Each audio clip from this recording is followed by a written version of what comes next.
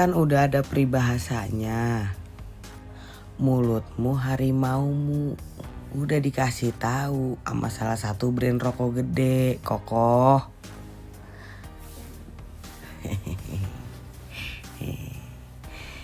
Gimana netizen yang berbahaya, ya kan? Terus udah gitu, ini baru satu loh bukti.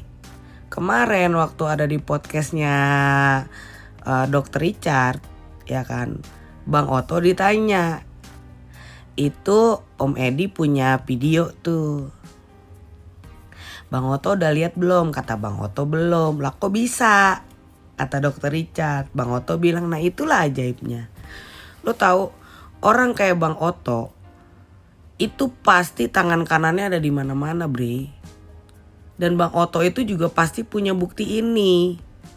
Tapi karena hasil daripada kesimpulan-kesimpulan dalam pengadilan tersebut ketika dia menghadiri saksi, ahli dan lain sebagainya, itu tidak mendapatkan dukungan, buat apa gue kasih bukti foto ini? Itu pasti Bang Otto udah punya kok.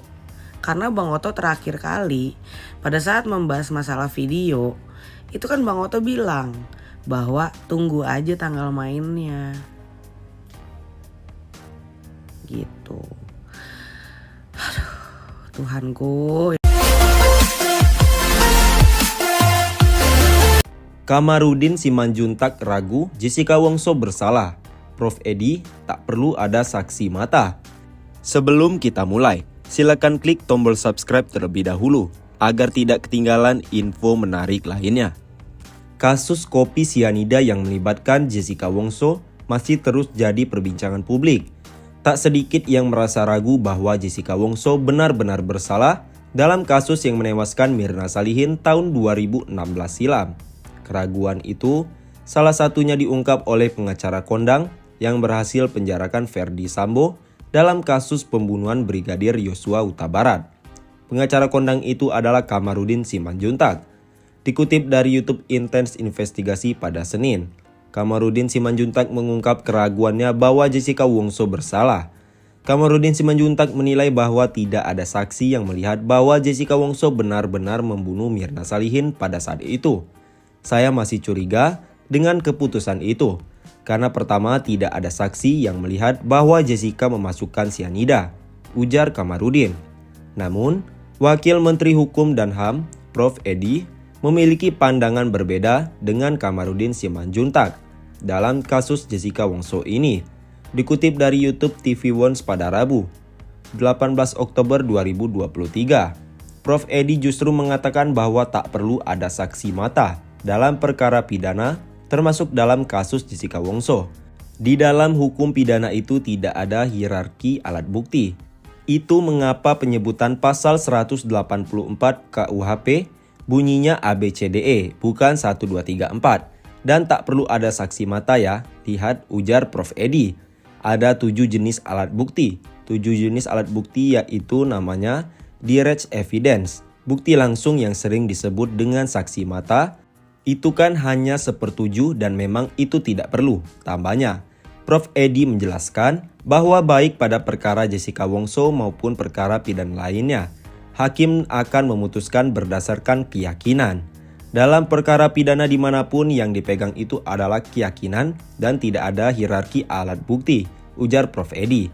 Prof Edi juga menegaskan bahwa tidak harus ada direct evidence atau saksi mata untuk membuktikan Jessica Wongso bersalah atau tidak. Tidak yang mengatakan bahwa untuk membuktikan satu kasus itu harus ada direct evidence, itu tidak ada, tegas Prof Edi. Diketahui bahwa Jessica Wongso ditetapkan sebagai tersangka dalam kasus kopi sianida tahun 2016 lalu. Jessica Wongso diduga memasukkan sianida ke dalam kopi yang diminum oleh Mirna Salihin menurut hasil penyelidikan. Selama ini Jessica Wongso divonis hukuman selama 20 tahun penjara. Cerita mahasiswi bertemu Jessica Wongso saat praktik mengajar di rutan. Kaget begitu tahu sifat aslinya.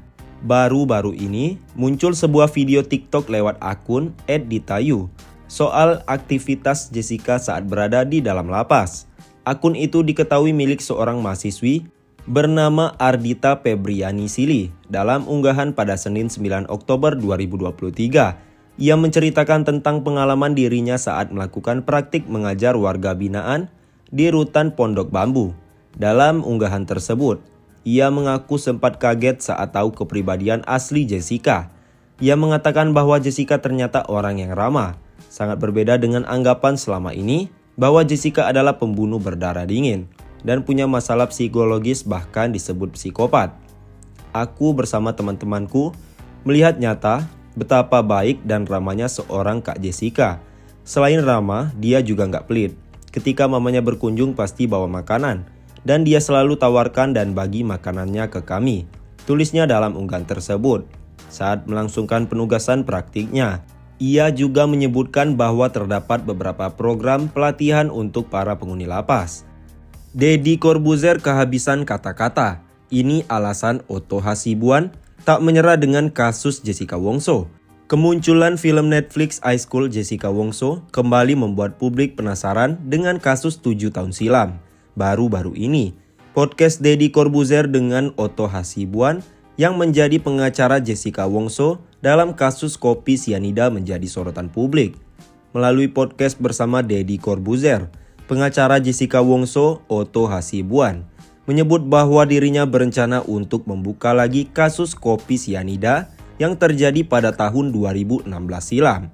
Bahkan di akhir podcast, beberapa kejanggalan yang diungkap Otto Hasibuan sampai membuat Deddy Corbuzier kehabisan kata-kata. Menurut pengacara Jessica Wongso, Otto Hasibuan, tidak ada sianida di dalam tubuh korban Mirna Salihin.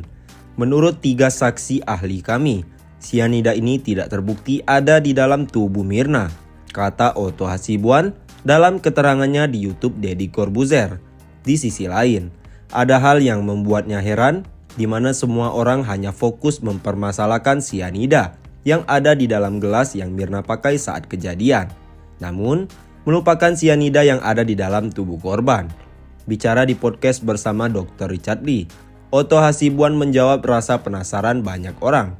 Kenapa dirinya masih tak menyerah membela Jessica Wongso? Bang Otto harus akui, Bang Otto kalah. Itu intinya.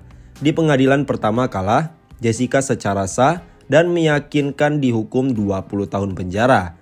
Naik banding, Bang Otto kalah lagi. Banding lagi, Bang Otto kalah lagi. PK, Bang Otto kalah lagi. Artinya, sudah berkali-kali, sudah melibatkan katanya 15 hakim. Kenapa Bang Otto nggak move on aja? Tanya Richard Lee. Saya tidak kalah loh, karena saya berperkara itu tidak pernah mikir kalah ataupun menang. Kalau saya jadi pengacara, bertugas menang, jawab Otto. Otto Hasibuan menjelaskan bahwa tujuannya membela Jessica Wongso bukan soal kemenangan atau kalah. Tujuannya membela Jessica Wongso hanyalah mencari kebenaran dan keadilan. Saya berdoa sama Tuhan begini, Tuhan,